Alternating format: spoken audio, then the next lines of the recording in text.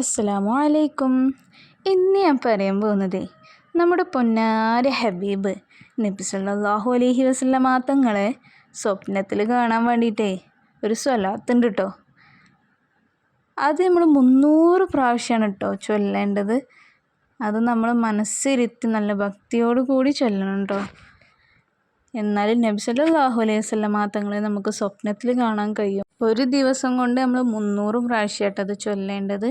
اللهم صل وسلم وبارك وكرم على سيدنا ومولانا محمد صلاة تشرح بها صدري وتسهل بها أمري وتيسر بها عسري وتقضي بها وتري وتعفر بها وزري وترفع بها ذكري وتدفع بها ضري وتجبر بها كسري وتعني بها فقري وتطيل بها أمري وتنور بها قبري وعلى آله وصحبه وسلم.